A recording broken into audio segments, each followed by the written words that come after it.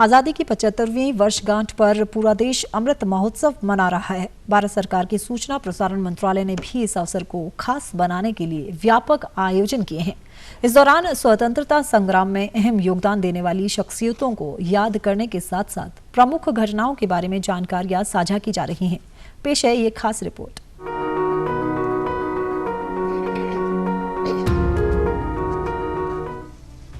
आज हम आपके लिए लेकर आए हैं बंगाल से स्वतंत्रता संग्राम के एक नायक की कहानी।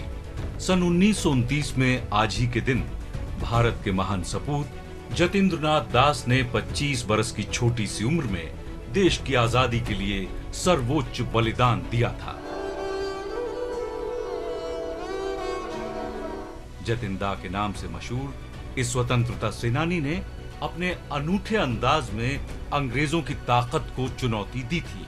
जतिन दास का जन्म 1904 में 27 अक्टूबर को कलकत्ता में हुआ था। खेलने कूदने की ही उम्र में वो बंगाल में सक्रिय अनुशीलन समिति में शामिल हो गए थे। बाद में जतिंदा हिंदुस्तान सोशलिस्ट रिपब्लिक एसोसिएशन से जुड़े और भगत सिंह तथा उनके साथियों के साथ काम किया। सिर्फ 17 बरस की उम्र में असहयोग आंदोलन में उन्होंने हिस्सा लिया था और वो बेहद मेधावी छात्र थे, लेकिन उन्होंने पढ़ाई लिखाई के बजाय स्वयं की जिंदगी स्वतंत्रता आंदोलन को समर्पित कर दी थी।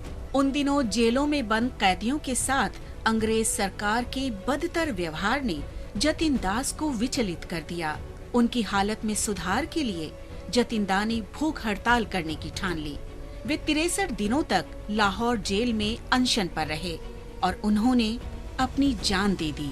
युवा क्रांतिकारी के इस बलिदान का जेल अधिकारियों पर असर पड़ा। राजनीतिक बंदियों की हालत सुधारने के लिए उन्हें आखिरकार झुकना पड़ा। इन क्रांतिकारियों को 14 जून सन 1929 को लाहौर षड्यंत्र मामले में गिरफ्तार किया गया, जो कि ब्रिटिश पुलिस अफसर जॉन सॉन्डर्स की हत्या से जुड़ा था। राजनीतिक बंदियों के अधिकारियों के लिए लड़ने वाले जतिन दास को भूख हड़ताल के दौरान कई तरह की कठिनाइयों का सामना करना पड़ा। उन्हें बेरहमी से पीटा गया और जबरदस्ती खाना खिलाने की कोशिश की गई, जिससे उनके फेफड़े खराब हुए। जतिंदा का पार्थिव शरीर जब बंगाल पहुंचा तो उसे हावड़ा स्टेशन पर लेने स्वयं सुभाष चंद्र बोस पहुंचे थे। रिकॉर्ड के मुताबिक जतिन दास के अंतिम संस्कार में 7 लाख से अधिक लोग शामिल हुए थे। सुभाष चंद्र बोस ने तब राष्ट्र के युवा दधीची के रूप में उनके बलिदान को याद किया था। आज ही के दिन सन 1948 में भारतीय सेना ने हैदराबाद राज्य को भारत के क्षेत्र में शामिल करने के लिए ऑपरेशन पोलो शुरू किया था।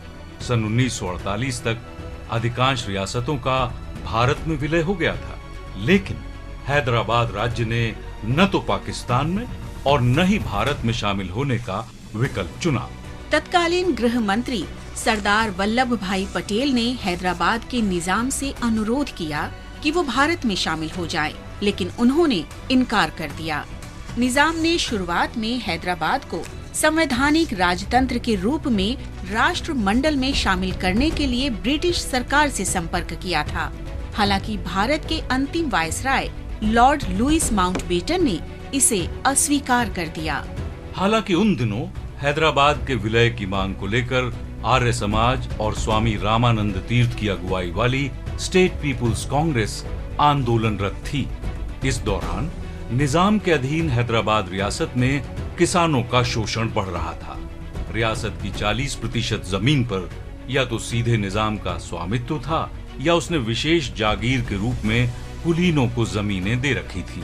सन 1940 तक निजाम और उसकी नीतियों के विरुद्ध किसानों के प्रतिरोध ने आंदोलन का रूप ले लिया था और 1946 तक आते आते हालात चरम पर पहुंच गए।